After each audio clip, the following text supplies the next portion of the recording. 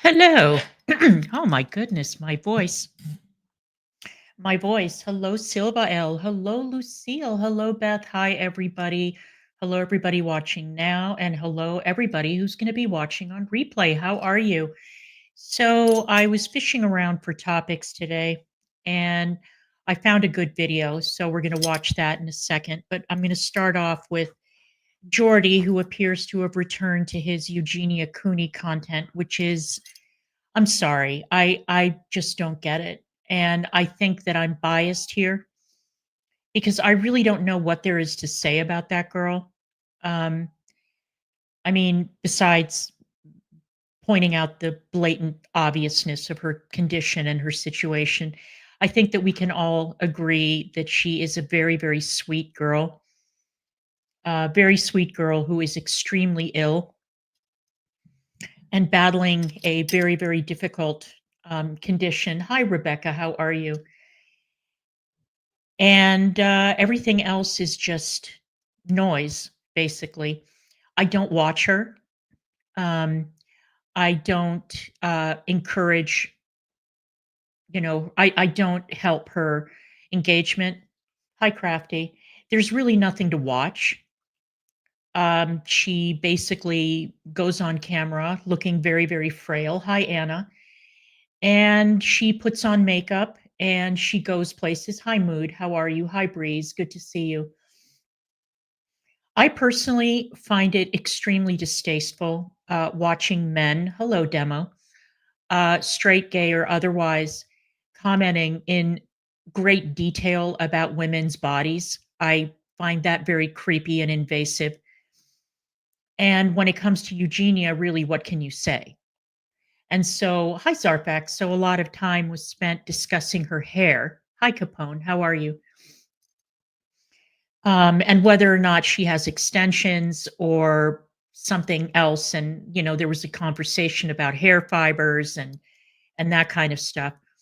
I think that we can all agree.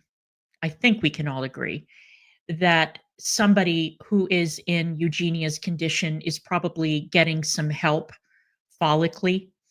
Um, Extreme eating disorders will impact hormone production, which will impact whether or not somebody has hair. This is why women who go through menopause start to lose their hair. That is one of the side effects of menopause, one of the outcomes of menopause. And it happens pretty quickly. I can attest to that. And my mother and my aunt, I watched them both lose a great deal of hair when they went through menopause. But similarly, women who suffer from eating disorders will also notice that they have terrible problems with their hair. I don't know if Eugenia Cooney has extensions. I don't know if she wears hair pieces or a wig or anything like that. And I really don't give a damn because I don't think that that's the point. I don't see what the point is in speculating about Eugenia's hair, whether or not it's natural or she's wearing add-ons. You know what I mean?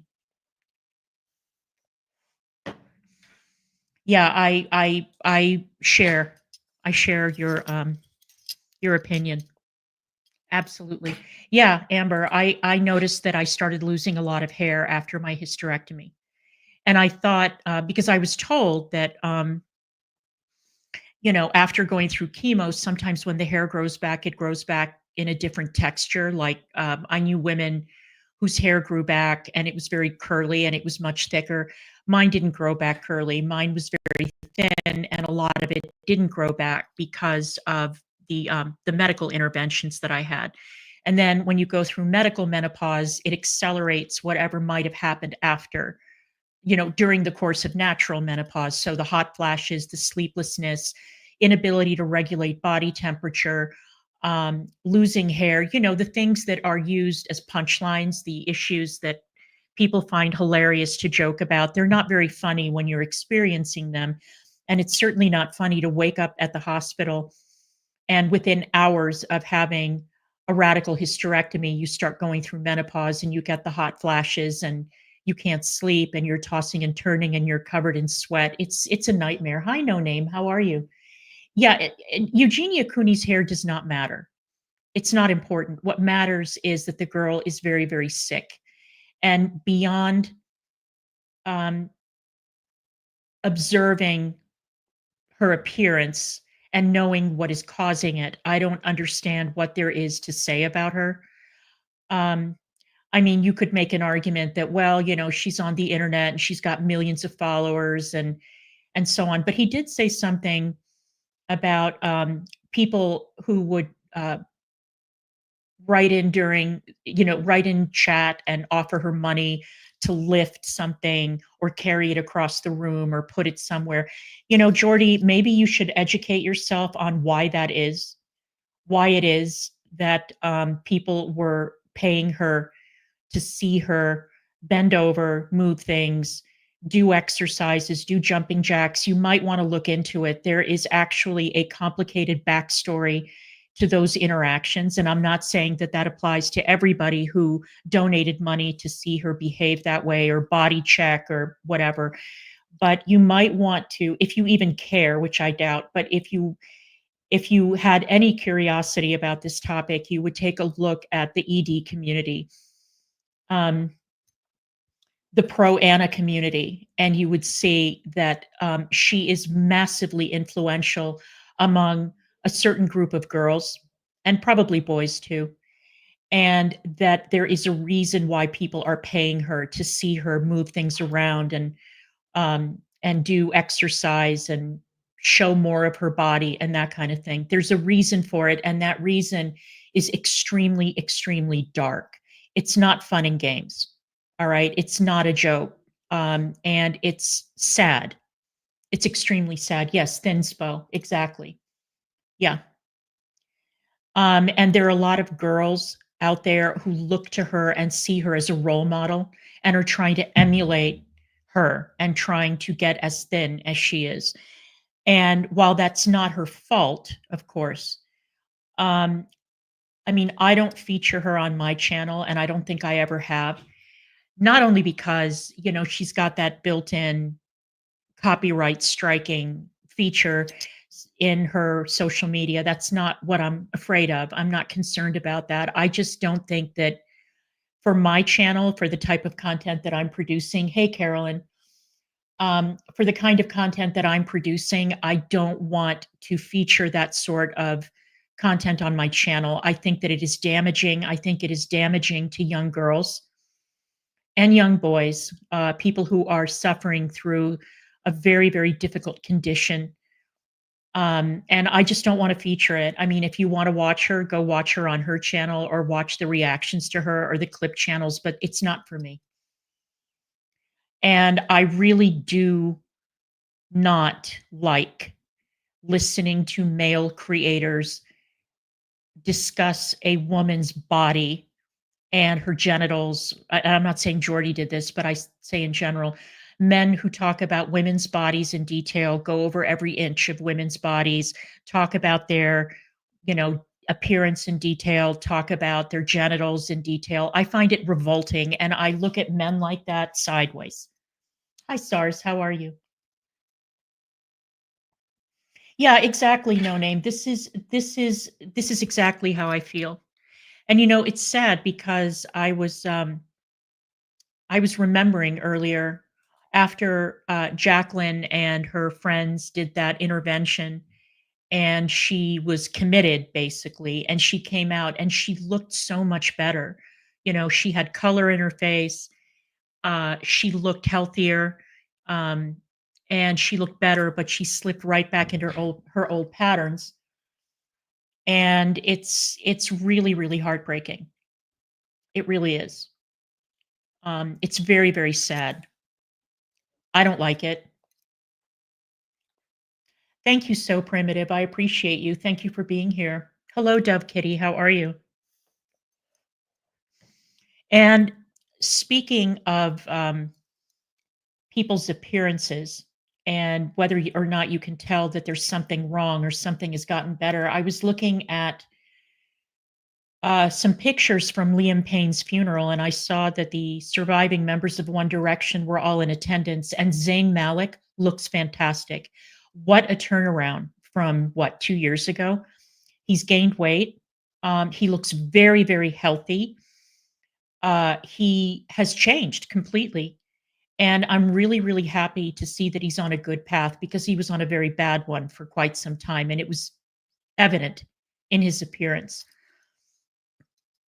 So it's always good to see a turnaround and like a feel good story, a feel good update to what could have been a very, very serious tragedy. So, um, Mazel Tov, Zane. Good on you. All right, you guys. So, yeah, I have a real problem with that, and a lot of people backed off because they're afraid of her. There's been um, this lore surrounding her that she's like the Voldemort of social media. You can't mention her. You can't show her on your channel. She'll strike you. She'll get your channel taken down, or you'll get demonetized. That's another big fear. But like I said earlier, that's not why I don't feature her on my channel. I think that my my circle of empathy has grown quite a bit, and there are certain people that I just don't feel we should be um, picking on because really, what good does it do? You know, the desire to change comes from within. Nobody can bully you into it. Nobody can force you into it. Nobody can, you know, coerce you into it because until you deal with those underlying issues that are causing you to overeat, undereat, do drugs, whatever other problem you may have, until you deal with those underlying issues, you can go through the motions, but the likelihood that it'll stick is very, very low. Hello, my love. So I didn't want to bring up the subject of Amberlynn's cat for the millionth time, but I'm going to do so only to say one thing, which I already said on my community tab, but I might as well say it on stream as well. I could not give a damn about any of the humans involved in this situation. All right. Whether or not the cat's vamoosing was Amber's fault, anybody else's fault, it doesn't really matter. The cat is gone. I know that if one of my pets gave me the slip and ran off and I couldn't find it, I would be beside myself with worry. I would be hysterical with fear and sadness looking for that animal morning, noon, and night until I found it. I tell you, my concern, my chief concern is that an indoor cat is now out in the wild. An indoor cat that does not have the sort of instincts that a cat needs to be able to get by. Now, again, I'm not a cat person. Okay. I haven't owned a cat in 30 years, but all our cats when I was growing up were indoor cats. They weren't outdoor cats. They didn't wander around at will. And they would not have been, um, their survival instincts would not have been such that they would have been able to make it, let's say, in DC, roaming around in alleyways and streets and running into dogs and other cats and other animals. And so my concern is that an indoor cat is now outdoors. It's been very cold, very rainy in the Midwest. Today we had a snowstorm in Indiana. And the fact that there's been no sign of her, I mean, it could mean something very terrible. It could mean that somebody found her and took her in. It could mean that she's hiding somewhere. It could mean that she could pop up at any moment. We obviously have no way of knowing. Hi, Grace. And it's very funny that everybody is so concerned about, you know, cats and animals until a cat disappears, and then that cat is used as a club to beat somebody over the head with that you don't like. The fact that somebody was horrible enough to post a missing poster for Twinkie on that same website, resulting in the website taking down the missing poster for Rarity or the missing posting for Rarity is disgusting. And it's exactly what I've come to expect from this community. No sympathy, no empathy. Um, all this nonsense about, oh my God, we care so much about cats, about animals, about dogs. No, you don't. You couldn't give a fuck. Let's be honest. I've been streaming for 15 minutes, so I can drop an F bomb. You don't care. You don't care. You don't care about the things that you claim to care about. You don't care about the welfare and well-being of animals. You only bring up vet visits and nail clippings and vaccinations to criticize someone, not because you actually care about somebody's animals. Hey, Dove Kitty. I think I said hello to you already. Um, Hello, beautiful regret. It's good to see you. So I am absolutely fed up. I'm fed up. I'm fed up with all of it. Yeah, they took down Rarity's poster too because they assumed that if one posting was fraudulent, then all of them were. And so all the postings related to that, I guess that address were taken down. And it's absolutely gross. And I think that there are a lot of creators who should congratulate themselves for that result. When you weaponize your audience and um, you send out subtle and not so subtle signals to take action, whether it's to call somebody's job, call the nursing board, um, contact a website, make trouble, stir the pot, call the police, call CPS, do whatever, then you are to blame because you have fostered that community. That is the community that you have created. And clearly, that type of community is drawn to you for a reason. You see, I don't have that kind of a community. And I have gone to great pains to make sure that I weed out people who could be from communities like that or are part of communities like that because I don't want that here. I don't want to emit that kind of a vibe and make those kinds of and create a community that would behave that way. Now, obviously, I can't take responsibility for what people do when they're not in my chat or even when they're in my chat. However, if I set an example and I say, Jordy, you and anybody else who calls a grieving relative to ask about a loved one that has died, um, that person is a piece of shit. And I don't give a damn what their rationale is. I don't care what it is. Anybody who reaches out to a family member for the sole purpose of getting gossip or tea for their channel mere weeks, months, whatever, after a loved one has died is disgusting and they deserve to be canceled into eternity. But I guess that that's the kind of behavior that's rewarded around here. I don't reward it, I criticize it. It's gross. It's gross. And that's why the people who come around making excuses for him and saying, oh, you don't understand his sense of humor. You don't, no, no, no. What I understand is that Jordy wants to make money. And what I also understand is that there are hundreds of channels. And in order to set yourself apart, you have to keep going lower and lower and lower and lower. And that's exactly what we're seeing people like Snowflake and Jordy doing. Exactly. They're emulating other creators who behave in that way and make money doing it. Um, I don't know if Jordy has gotten into doxing yet, but I'm sure that that's right around the corner. So, um, now that I've talked about these reactors and these creators, and how strongly I disapprove of this type of behavior, um, I am going to switch gears. I don't remember, you know what? I no, he wasn't.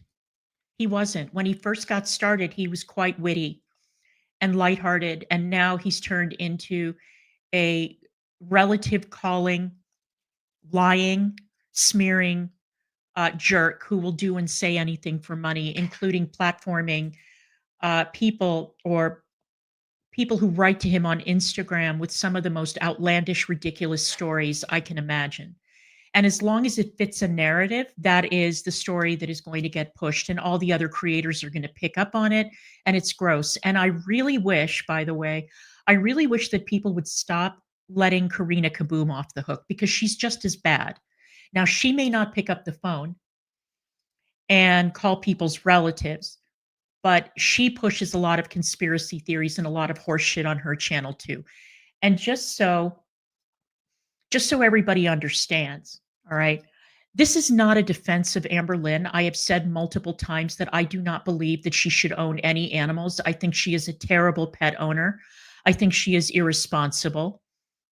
I think that her level of care when it comes to looking after her pets, even something as simple as walking her own dog, is substandard, and that's being kind. Um, I just don't think that she is capable of taking care of an animal properly. I don't. Giving them treats and playing with them and feeding them, a couple of times a day is not adequate pet care. It's not enough. You have to be able to take them to the vet. You have to stimulate them, give them nice toys, let them out, let them walk around, let them sniff, let them explore, if they're dogs, obviously. And she doesn't do that. And she's never done that. And that's something that I criticize very, very heavily. But that doesn't mean then that we need to wallow in schadenfreude when an indoor cat is lost, frightened, whereabouts unknown, condition unknown. I'm sorry, I draw the line there. I draw the line. I can dislike the owner and still, or disapprove of the owner's actions and still honestly say that I never want to see an animal suffer, ever, under any circumstances. My God, I can't even set mouse traps. That's how squeamish I am. I can't even have the heart to see a mouse in a trap. That's how soft-hearted I am when it comes to living things. I can't do it. I can't. And I know it's necessary, so I let Negs do it. I can't do it. So yeah, I'm very, very attached to animals. I love animals. And it's not good. It's not good. And I'm sad. I'm very, very sad. For Rarity. And I hope she's okay. That's the only thing I can say. All right, so we're going to shift gears. And we are going to watch a video that I found that I thought was great. And it's a video by the same guy I featured the other day, Devory Darkins. It's a video that I thought was absolutely hysterically funny.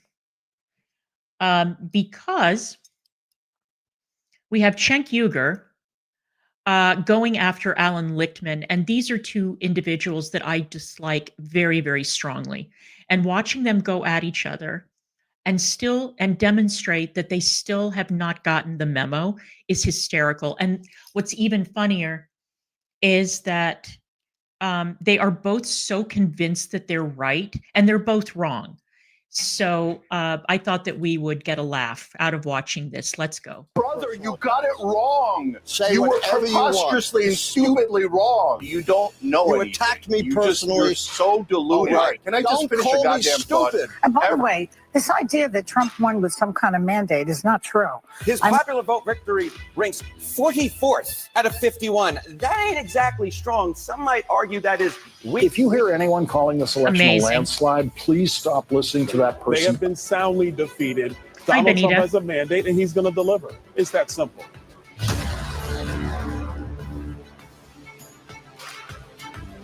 All right, so left-wing media host Cenk Uygur humiliates Professor Alan Lichtman, who is also known as a election guru. He predicts elections and was utterly embarrassed on election night, to say the least. Now, you know what I really like? What I really like about this Devory Darkins guy is that he's very level-headed. I may not agree with everything that he says. I may not agree with all of his opinions, but I like his delivery. He doesn't clickbait. He's not an asshole. He just delivers his opinions intelligently and calmly. And I cannot tell you how much I appreciate that. I don't give a damn if they're on the right, the left, the middle, whatever. I like the cut of this guy's jib. This has led to what? Left-wing media now claiming that the loss is due to misinformation. They're even going to the point of downplaying this victory by saying that it's not a landslide. We're going to debunk all this nonsense in this video, of course. But let's start with Alan Lippman getting his ass handed to him. Look, we could get into this discussion, but one, I think you're blaming the voters. I think that's a terrible idea. And look, I debated Professor Lichtman before. I told him his theories about the keys were absurd. I was right. He was wrong. I said he'd lose his keys. No, you were Couldn't not find right, them and before I the was election. not wrong. And that's a cheap shot, and I won't stand for it. Well, who won, brother? You should not be Who taking won? cheap Who shots won? at me. Who You won? want to make your You point, live make your in point. a total Don't make it world of personal. denial. I read your own. Look at the pot calling the kettle black here. You live in a total world of denial. This is amazing. Followers' comments, and they all trashed you, every one of them, and supported me. So Yeah, quiet with right. your personal Yeah, attacks. come find out again. Make whatever Okay. point you want. Yeah, yeah. Don't Look, make you it you personal. don't know anything. You don't know You anything. attacked me You personally. You're so All deluded. right. I've only Okay. been a professor for 51 years. On this program, published I've never been 13 able books. to finish a How many thought. books have you published? No, because you're personally Yeah. attacking me again. Say whatever you want, but I'm not going to Okay, stand but for brother, personal. Oh, great pause face. I'm not going to fast forward through that. It's beautiful. Excuse me. What is wrong with me today? I have said on more than one occasion that I think that Alan Lichtman is one of the most overrated pundits in Washington. This man has been propped up for way too long, treated like he's the Oracle of Delphi. It's very, very annoying. And I, for one, am absolutely delighted to see this man eating humble pie. Now, he's not taking it well. He's not. But he had it coming. Let's continue. got it wrong. Say You were whatever you want. preposterously and stupidly wrong. So, okay, all right. Can I just Don't finish call a me goddamn thought stupid. ever on this show? No, not if you're Okay, personally. well, I you proved admitted it. I was wrong. I don't need you to call me stupid. Okay. Can I just say, What it's kind great of to see nonsense you is that? Democrats Yeah, I all know. getting Who along taught so you well. manners? It's lovely to see your Can I post-election finish a harmony as you all goddamn come point? together We're again. just one right now. Okay, so let's understand the bigger picture here. Alan Lippman is a part of a group of Democrats who truly sold people on the idea that Trump was never going to win. He didn't even have a chance. I mean, that's how convinced they were of this idea that he would lose. And also they convinced the donors, the voters, right? The pundits, I mean, everybody on the left was convinced. And when obviously that doesn't come to reality, not everybody's going to take it very well. And I would put him in that category of people who's not taking it well. And he's having a hard. That's because when it comes to political journalism, there are very, very few professionals working in the business anymore. There are some really good pollsters out there. There's some very good pundits. And guess what? They don't get invited on TV. They don't get invited to speak at CNN, at MSNBC, at Fox, at places like that. There are some very astute political professionals. I honestly think that the most, probably the most knowledgeable Democratic consultant or former consultant is still James Carville, because he knows what's going on.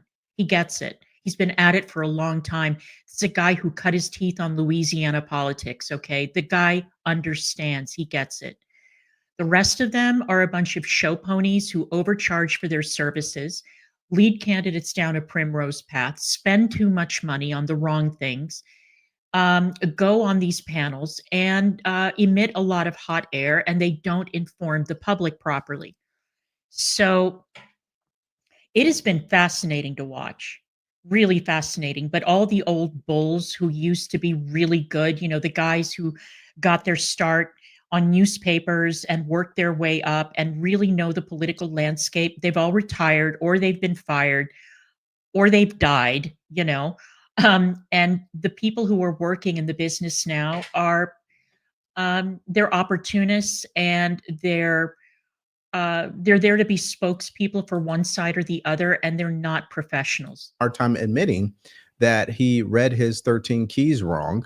And so he's getting lazy by calling it misinformation. I am forthrightly willing to admit I missed this election. I still think I actually had 10 out of 10 before. I think I was right about 2000, but we're not here to litigate that. I still think it's a pretty good record. Now, I think two things are operating here.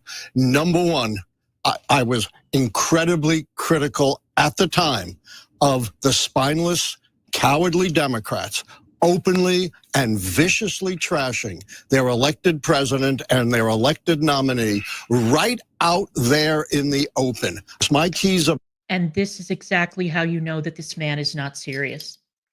Because part of the problem was that the entire world could see that Joe Biden was in decline. Everyone could see it.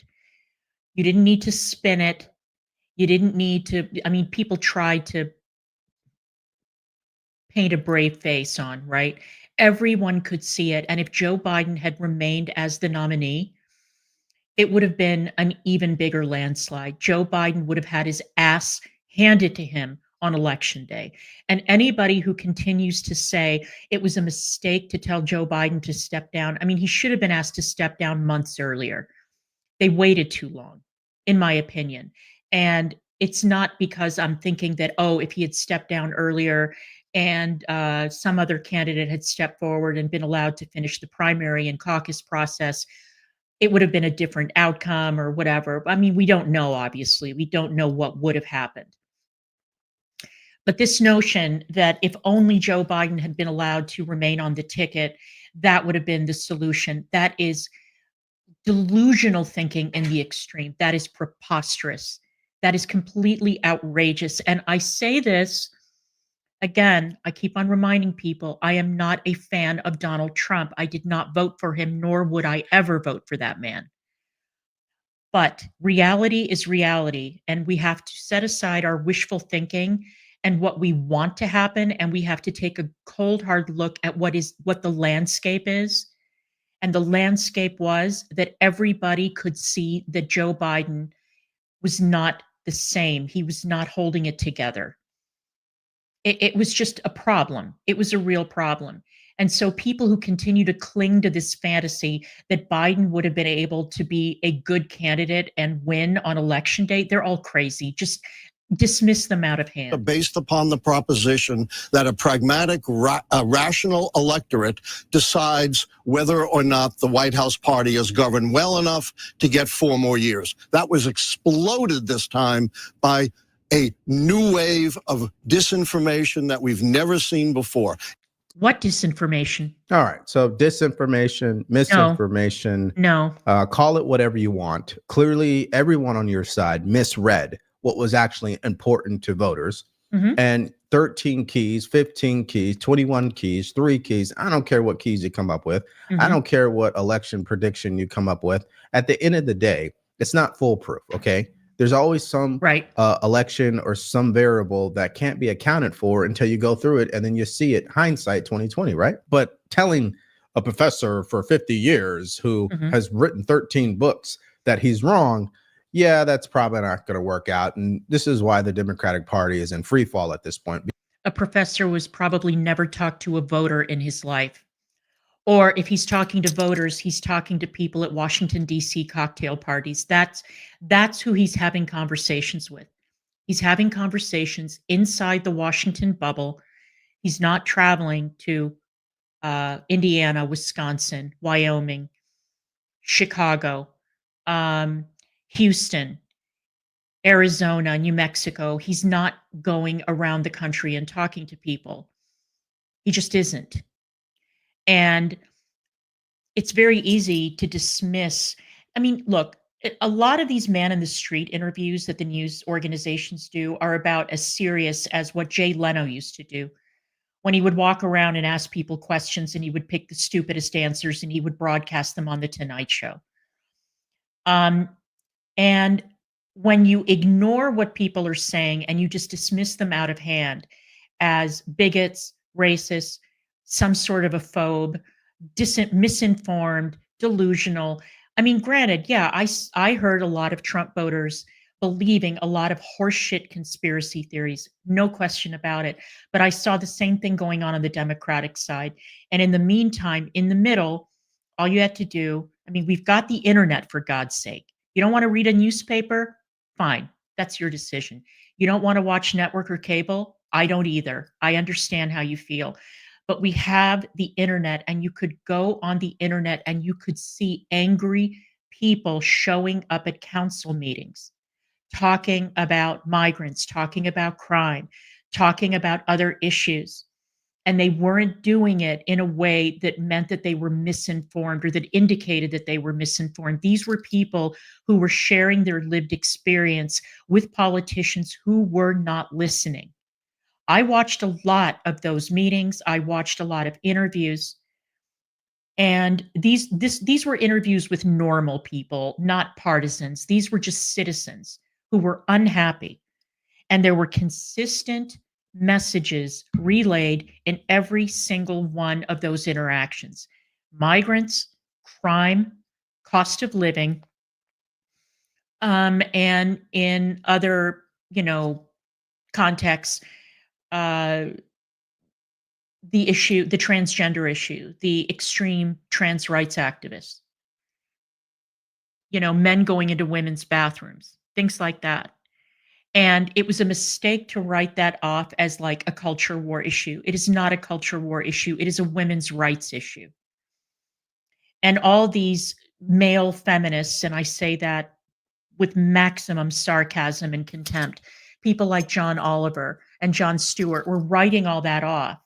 Like, oh, it's not really a big deal. Well, to you, it may not be a big deal, but it's a big deal to a girl who doesn't want to miss out on a scholarship, to a girl who got cheated out of a victory, a girl who got injured by a boy who's playing on the opposite sports team. It's a big deal.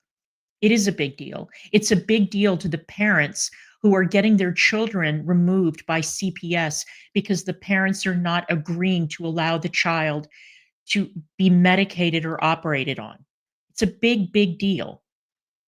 So, I mean, if you're not going to listen, that's your problem. But that's how I knew that it was going to be a landslide. Not that I'm magical. I'm not an oracle. I'm not a soothsayer. I don't have magical powers. I listened. Sometimes keeping your mouth shut and your ears open is the best way to learn something. Because they all act the same way. They think they know better. They're elitists. They want to show off their resume and they make you think that they are better than you. But results show that they're not. You're blaming disinformation. There was disinformation. There was the cats and the dogs nonsense. The points you're making about undocumented Nobody voted based on the Haitian cat story. That's ridiculous. Continue. immigrants. I agree with Alan, okay? But that didn't cost the election. The people who are at fault are not other people. It is the candidate, Kamala Harris, the previous candidate, Joe Biden, Democratic Party, Democratic leadership. You guys don't want to admit that they're the problem. They're the cancer in the Democratic Party. The most popular part of the Democratic Party is the populist left. That is the No, it isn't. Bernie Sanders 2016 campaign. No, it isn't. That is not true, Cenk. See, this is the problem. That is not popular. It is not popular. You launched Wolfpack with Kyle Kulinski to get progressives elected to Congress, and those progressives are the cancer inside the party. You are never going to learn your lesson. Let's hear the examples he gives. That part says, let's do super popular economic proposals like paid family leave, higher minimum wage, universal health care, public option. Let's do all of these things. And the establishment goes, no, our corporations don't want that. Our donors don't want that. So we'll just do identity politics. Yeah, I mean, I've got to inject some reality in here, okay? You can raise the minimum wage to $50 an hour. You can do that. Look at what happened with some of these franchises, fast food and so on. They closed. Or what they did was they replaced a lot of the human workers with machines in order to cut costs. That's reality, Cenk. That happened. The restaurant industry in DC has been hit very hard by this. Do I think that servers should make $2 an hour? 1,000,000% no. I think that's outrageous. Restaurants operate at a razor thin margin. Razor thin. It is a very, very competitive business. I mean, a lot of the restaurants that I used to love when I lived in DC, when I went back recently, a lot of them had closed for a number of different reasons. but restaurants come and they go. And if there's any way that they can cut costs, they will do so. And labor costs. I mean, again, I don't advocate paying servers $2 an hour. I think that's outrageous. But a meal in a restaurant in a big city has gotten so extortionately expensive that people will not go anymore. That's just a reality, Cenk. When the economy is, rocking and rolling, that's one thing. But when the economy is bad, people cut back and they stop going out to eat. Nobody wants to pay $50 for breakfast or $80 for lunch. It's outrageous. And as far as, wait, let me see if he continues and talks more about healthcare. Now, I told you he was lazy, he's dishonest, and it's more about his feelings and his ego more than anything else. A great example of this is he has now deleted his account from the X platform and has now run to Blue Skies. So Clay Travis put up this post. These dudes are all so soft. I totally agree. Professor Alan Lippman, who predicted that Kamala Harris would win the presidency, has just announced he is deactivating his X account and leaving. Here's the actual post here. I'm done with X. I will be deactivating my account soon. The good news is I'll be over on Blue Cries is what I call it. You can follow me there. Yeah, this is what they're all doing because they don't want to face the truth. They don't want to deal with discourse, and they'd rather run to their echo chambers. Now, here is the professor continuing to cope by doubling down on this idea that push. It's funny that you mentioned McDonald's, by the way, because when I was making the drive back and forth between DC and Indiana, I used to leave very early in the morning. And by the time I had driven through Maryland and I got to Pennsylvania, it would still be breakfast time. So one day I pulled over to a McDonald's, and I'm talking about a McDonald's in the middle of nowhere, like rural horses ass Pennsylvania. And I decided to order breakfast, and it came out to $15. And I thought, when did McDonald's get so expensive? And I didn't order a lot, like some sausage burritos and a coffee. That was basically it. And I thought, my God, what is going on here? This is crazy. This is madness that McDonald's costs so much now. And it's expensive here in Indiana, too. So, yeah, I know what you mean. It's not just the turnpike. It's all over the place now. Pushing Biden out of the race was a bad idea. I can't think of a dumber move. It's really, and I've studied politics since the founding. And so the result is, based on one bad debate performance. And by the way, when Barack Obama, the great Democratic hero, had his first debate against Mitt Romney, 20% thought he won the debate as compared to 33% that thought Biden won the debate, despite his having COVID. Yeah, so he has the disease that he doesn't want us to believe what we see and hear, right? We know there's something wrong with the president. Mm-hmm. We saw that there was something wrong on the debate stage. They did not come out and say that he had COVID before that debate. So trying to use that as an excuse is not going to work. Okay, no, we already know what happened. It is what it is. But he's still stuck in the past. The problem is he has people a part of the same party actually telling the truth. Listen to this. When the Biden campaign becomes the Harris campaign, that the Biden campaign's own internal polling at the time when they were telling us he was the strongest candidate showed that Donald Trump was going to win 400 electoral votes. That's what their own internal polling. Okay, so you see, so I was right. The White House's or the Biden campaign's internal polling was showing how weak he was as a candidate. Now, does it take some sort of special training to be able to know that the polling was bad? No, I didn't see those numbers. I wasn't present at the focus groups. I don't know what the results were, but it was obvious. It was obvious. It was the national zeitgeist. Everybody was picking up on it. Come on. Come on now. And people don't like being gaslighted. Did I mention that? Nobody likes being gaslighted. So if the White House internal polls show that Trump was going to win by 400 electoral votes, tell me, Professor Alan Lippman, why it was a bad idea to push him out of the race. Right. I mean, come on, dude, just get with it already, right? Exactly. But no, he can't, because he goes to the level of this ridiculous idea. Listen. So the idea that Trump was this great charismatic figure is absolute nonsense. And again, if you looked at his campaign, it was the worst campaign we've ever seen in No, the I've seen history worse campaigns, of the trust country. me. His victory had nothing to do with Trump's charisma, nothing to do with his campaign. Okay, I will give him this. A lot of people who hated him voted for him. A lot of people who did not want him to be president voted for him. Because the Republican Party worldview, as perceived by the voters, was more sensible and would be better for the voters going into the voting booth than the Democratic platform. The voters looked at the Democrats, they saw a party that was crazy, a party that was extreme, a party that was refusing to admit that there was a problem with the migrant crisis, a party that was refusing to acknowledge that the economy was hurting a lot of people and trying to gaslight them with figures from Wharton and the Fed and the Treasury and all that. And they weren't interested in listening to a bunch of guys in ties tell them what's what. They wanted somebody to provide a solution for their economic problems, their inability to maintain a household. Working people, they were fed up with seeing migrants getting money and housing, benefits that were being denied to poor Americans, homeless veterans. They were fed up with it. And they were fed up with being told, don't believe your lying eyes. They were sick of it. So they voted for Trump.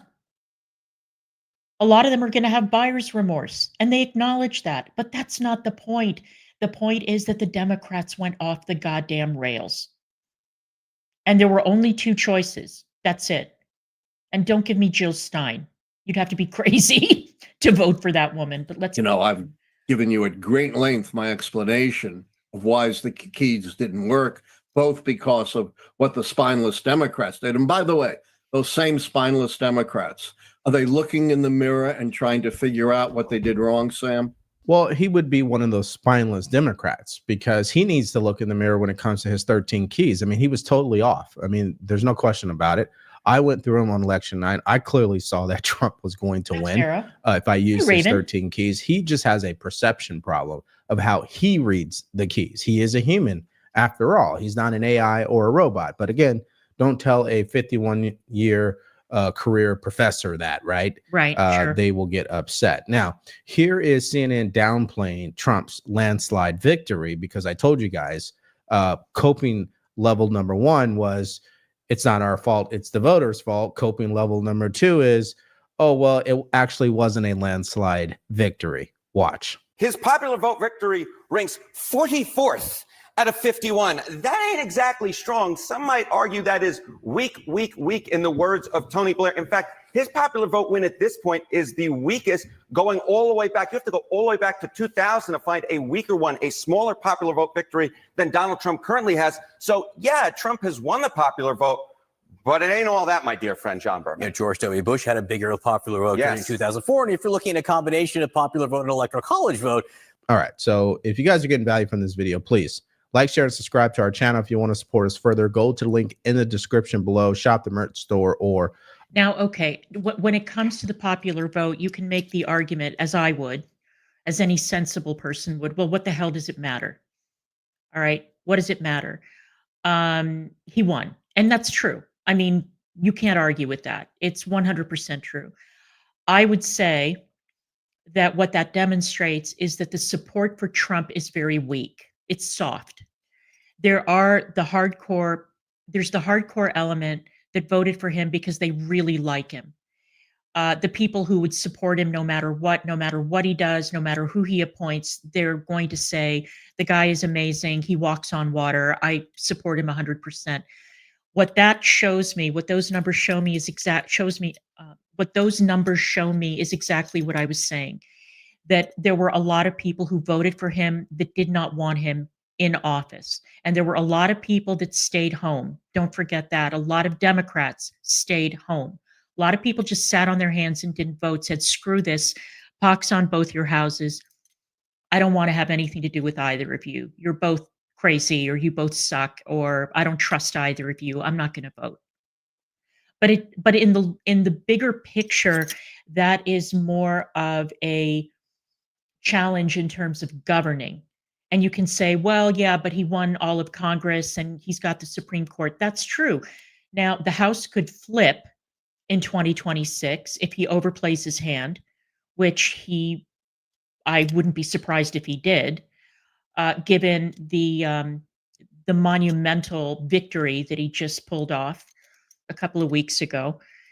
But again, I mean, it's not unusual for the House to flip in the midterms. It's not unusual. It's pretty common, actually. And the Democrats may gain some Senate seats, but it all depends on whether or not they can run some really, really, really good candidates. They have to go take a look at who's out there. I heard the wonderful news that Richie Torres might run for governor of New York. I think that would be amazing. I actually wish that he would run for the Senate. I wish Chuck Schumer would step down and Richie Torres would run for his seat. If there's ever an open seat in the Senate, I hope that Richie Torres wins or runs, because that's who we need in the Senate. Young candidates who have great ideas, who aren't crazy, are what we need. That's what we need on both sides. We need rationality to come back into the discourse. But I mean, you know, you can take a look at whether the vote was soft or not. It doesn't matter. He won. Let's continue. Buys a cup of coffee. Okay, the term landslide victory. Let me give you two scenarios. You let me know in the comments section which one is more likely to resonate with that term. Scenario A, Trump beat Kamala Harris 54% to 47% in the popular vote. But when it came to the electoral college numbers, he won, 315 and she had 305.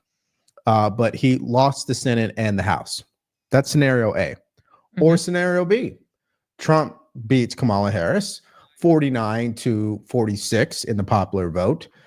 He smashes her with the electoral college with 312 to 244 or whatever. He wins the Senate and the House. So what scenario sounds more like a landslide victory to you? Let me know in the comment section below. These guys are pathetic at this point, right? They are pathetic. This is what they're doing when we're talking about coping and not accepting the reality that they just straight up got defeated, and not just barely, handedly. However, you got people like Joey Behar saying things like this. And by the way, this idea that Trump won with some kind of mandate is not true. It is true. We have information. I'm sorry, but it he is. beat Kamala Harris by 1.6%. Joe Biden beat Trump by 4.5%, and nobody said it was a mandate. So get that out of your lips, out of your mouth. These people were saying it's a mandate. It's not a mandate. But see, the interesting thing about all this, it doesn't matter what they think. It really doesn't matter what CNN thinks or Professor Alan Lichtman. It doesn't really matter what I think. What matters is, what do the voters believe? They believe they've given Donald Trump a mandate. They expect results from this Trump administration. Call it whatever you want, but the intention is there. Now, MSDNC joined the party too by downplaying this landslide win. Check this out. If you hear anyone calling this election a landslide, please stop listening to that person about elections, at least. We have seen landslides in this country, and they don't look like this election.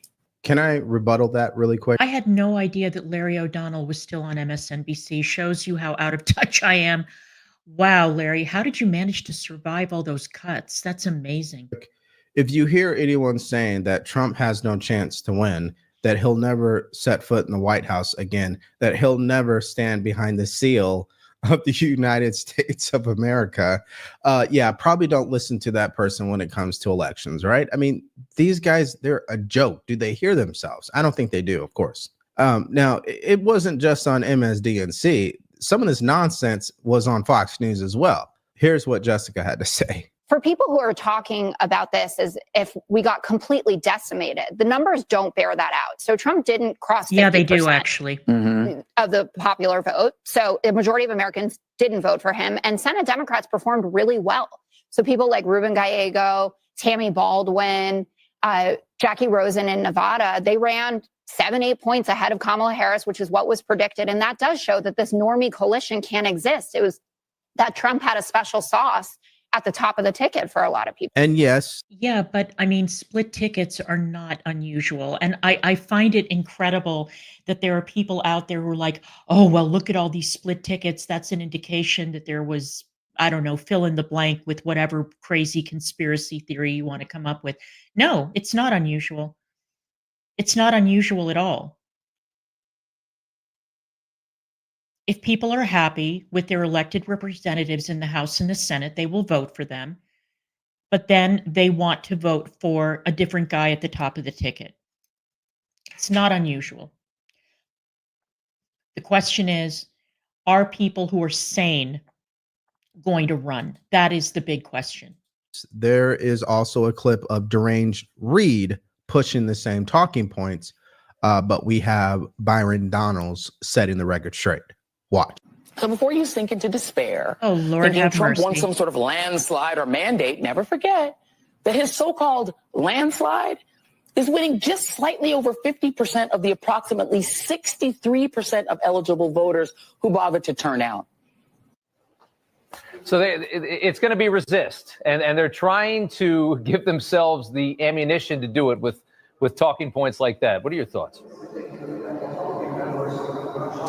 If they're going to go down the line of saying that the election night 2 weeks ago was not a landslide, this is the Democrat Party continuing to keep their heads in the sand. And as long as their heads are there, the rest of America will be A-OK. Because we are going to get the Donald Trump agenda done here on Capitol Hill. We're not going to mince words. We're not going to waste a lot of time. We're going to get the job done. We have seen the country languish under Joe Biden and Kamala Harris. They were soundly defeated, both of them. Let's not leave Joe Biden out because he was being beaten badly, and then Kamala Harris was beaten badly. They have been soundly defeated. Donald Trump has a mandate, and he's going to deliver. It's that simple. And because they were soundly defeated, some of these unhinged liberals, especially people in the left-wing media, they are now pushing this idea that it's due to misinformation, particularly on platforms like X, Of course. and particularly because of right-wing extremists or independent creators, such as like a Megyn Kelly, for example. So here is Abby Phillips pushing that exact idea. I think we can do as much as we can to always put factual information in the forefront, but we're not going to save us from the deluge of disinformation. I think we all have to play a role in that. And I hear it every day. People get extremely upset. You know, we have people who come on the show and they say things. Some of them are true, some of them are not. Some of them, honestly, they think are true. They think it's true, but it's not. And I have to then prioritize what's the most important thing to correct in this moment. Because I could sit here all day and just correct, and that would not be very interesting. So I pick and choose, and we choose our battles, but it's a growing problem. I mean, smart people often are regurgitating things that are not true because they saw it in a tweet. And until we get people to take that next step and say, hey, I saw this from Megyn Kelly, maybe it's true, maybe it's not, let me take another look. Until people do that, I think we're going to have this problem. Okay, my only thing for Abby Phillips, I was standing right in front of her, I would say, yeah, but you have regurgitated things that were not true as well because your network told you to say them. So how do you square that? The problem isn't just independent creators. Don't look at us and say, well, you know, you guys are the problem. No, the problem actually originates on your end. If you guys actually told the truth and were neutral and down the line, then maybe people wouldn't flock to podcasts. Maybe people wouldn't flock to social media influencers. There's a reason why that is happening, because the demand has increased. And the demand has increased. Why? Because the truth on the legacy media is nowhere to be found. So people have to go somewhere else to get it. My suggestion, this is why I would never survive a day working in media now. I would never, I wouldn't have a prayer of making it in the business. You need to stop inviting crazy people on your panels to be guests. You need to do that. You need to take a look at people's the sum total of people's experience and what they bring to the table. And you need to be more selective. I mean, if it were up to me, and this is one of the reasons why I would never survive currently, if I was producing a show and somebody came forward and said that they wanted to put Mehdi Hassan on a panel, I would say no, absolutely not. He is a classic disinformation peddler, a propaganda merchant. And I wouldn't want him on. There are people on the right that I wouldn't want on. I have certain standards for who is credible and who is not, and who is a propagandist and who is not. You know, are there people who are invited on to give the spin? Sure, but what is the news value in that? The problem is that a lot of these primetime shows especially have just become entertainment shows. You know, it's like Piers Morgan. Piers Morgan's show is not a news program. It's an entertainment program where he invites people on to argue with each other. And that's great. It's entertaining, but it's not news. It isn't news. But at least Piers Morgan, I think, is pretty honest about what his program is. It's a shit show. You know, it's professional wrestling. And that is what all of these other channels are emulating. And this is why I don't watch them. There's literally no point. Now, what's funny about all this is that MSDNC is admitting what I just said. Check this out. 1 in 5 adults regularly get their news from influencers on social media. You know what's really funny? Who said that? Tell you. What's really funny about that is that when I was working at Fox a million years ago, and I would have to work the early shift, and Fox and Friends would be on, everyone in the newsroom would mute their television. Okay, because I complain a lot about Fox, but I worked with some really good people in the Washington Bureau. I really did. And these were news people. And they would watch Fox and Friends and they would just shake their heads, mute their TV, and just keep doing whatever it was that they were doing, because that was the low opinion of Fox and Friends when I was there. And I don't think things have changed much. The number is even higher among younger Americans, with almost 40% under the age of 30 getting their news from those sources. And that's According a problem. to the Pew Research Center, That the is a social problem. media site X remains the most widely accessed platform, followed by Instagram and YouTube. I mean, that comes obviously for political news. And Mike, that's the challenge. You grew up in a newsroom like Gene grew up in a newsroom. I mean, that's a lot of challenge. That's a challenge for a lot of mainstream media sources. And you see that panel, this is what I'm talking about. You've got Mike Barnacle on the panel, who was caught plagiarizing more than once. You've got Al Sharpton on that panel. What could I possibly hope to learn from these people? They're hacks. They're absolute hacks. It's absolutely pathetic. Do they make themselves relevant again to here 20% of adults who actually get influencers on social media? I don't know maybe somebody who makes baskets, and while they're making baskets, they look up and say, vote for candidate X. I don't know how they make themselves, how we make ourselves relevant again, because we can't compete with 20-second snippets on an iPhone, walking up the street, morsels, getting your entire news digest of the day in less than a minute on your phone as you're walking under the crowd with coffee in one hand and your phone in the other. No, the actual problem is not the how. It's that you guys refuse to. I look at the legacy media in the same way that I look at Blockbuster. They refuse to merge with Netflix. And as a result, they died off. Okay. Legacy media has more than enough time and opportunity to turn every single personality they have on their network into an independent podcaster, similar to a Daily Wire, for example, right? They could do that, but they refuse to because they only know one way of reporting the news.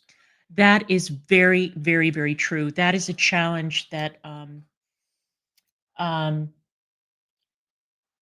Gesundheit, that story is very, very overblown, and it's used as a way to get one over on Joe. I don't remember what the circumstances were of that girl dying at her desk, but there were a lot of rumors floating around that there was something untowards about it, that Joe killed her. No, that's not what happened. I need to go back and read the details about that story, but it was a very ugly one, and it turned into a smear campaign. It was very nasty. There is a problem with legacy media adapting still to this day to the internet, a huge problem. And there's a lot of reasons for that I'm not going to go into. I mean, the contracts that, well, I can briefly say the contracts that these TV personalities sign, in many cases don't include internet, or they used to not include internet. And there would be a lot of complaining that, oh my God, you want me to anchor my show, and you want me to do this, and you want me to podcast, and you want me to tweet, and you want me to, there was a lot of bitching about it, no question. My problem with young people getting their news off of social media is not social media in and of itself. It's that you have this lethal combination of children who are being raised with no critical thinking skills. They're not being taught that at home or in the schools. And easy to digest format apps like TikTok, where there is no question that the owners of TikTok are tweaking the algorithm to push certain stories over others. Certain people get banned off of TikTok much more readily than others. You've got the same problem at Twitch. I think that now that a lot of light has been shed on Twitch. I mean, Fox just did a massive hit piece on Hassan Piker, and people are waking up to the dangers of young people getting their information from people like Hassan, or off of TikTok, or from these questionable sources.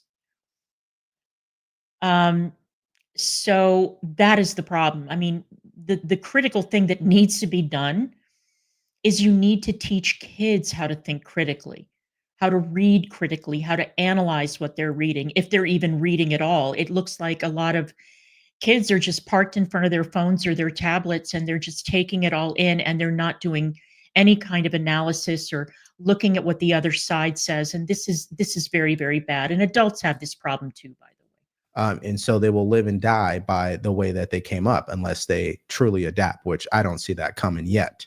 And of course, CNN actually did something that was very smart. They admitted the power of X and how it's not actually a platform filled with right-wing extremists. This really gets at it. Look at this. The party ID among those who regularly use X/Twitter for news. Back in 2022, 65% of those who regularly use Twitter/X for news were Democrats. Just 31% were Republicans. Look at where we are today. Just a completely different picture. Now it's basically split between Democrats at 48%, Republicans at 47%. Doesn't surprise me at And what all. I should note, Mr. Berman, is this new overall makeup matches the overall electorate. So if you hear anybody on TV say that X is filled with a bunch of right-wing extremists, yeah, you should probably show them that clip, because clearly that's not the truth. Secondly, what is happening currently right now is the left-wing extremists are all consolidating to a platform called Blue Skies, which and Blue Sky is hilarious. I don't know if you guys have been following the Blue Sky drama on Twitter. I'm not. The last thing that I need in my life is to join another platform. There's no way. But I'm seeing that people are joining Blue Sky and getting banned almost instantaneously. And I really don't want to go to any platform where I'm going to be siloed into anything. I prefer to see all points of view.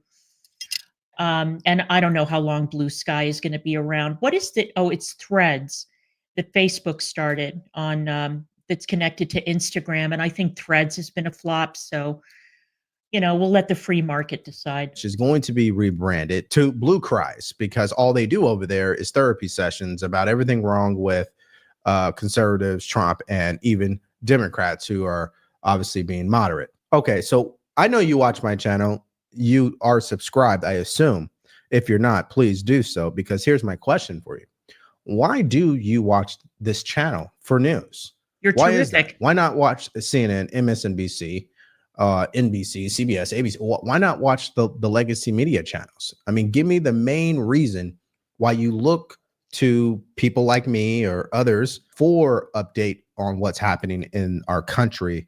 Let us know in the comment section below, because I believe that tells the entire story of this video and also answers the question of what people like Professor Alan Lippman, people like Abby Phillips, and all these other unhinged people on the left refuse to accept. I did a video yesterday on The View, particularly Sunny Holston, who was forced to read a legal disclaimer live on air because she slandered Matt Gaetz. Okay. And the reason why is because she is one of those individuals who refuses to accept reality. If you want to see that video of me reacting to it, all you have to do is click on it, because it's coming up right now. Well, I can tell you that I watch him because I like his delivery. He's obviously, leaning in one direction, but I appreciate the way that he presents his ideas. I think that his collection of clips is very, very good. He's not out of his mind. I enjoy listening to him even when I disagree with him, and that to me is the real test of a good broadcaster. He points out things that I missed, and I appreciate that, and I like that.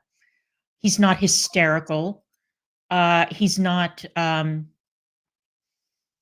he's not sitting around crying all the time, and he's very reasonable, I think. I think he's very reasonable. Again, even when I disagree with somebody, if they can present their point of view in a way that is well thought out and not insulting, not condescending, I respect that. I will respect your point of view, and I will give it a listen. If I disagree, I disagree.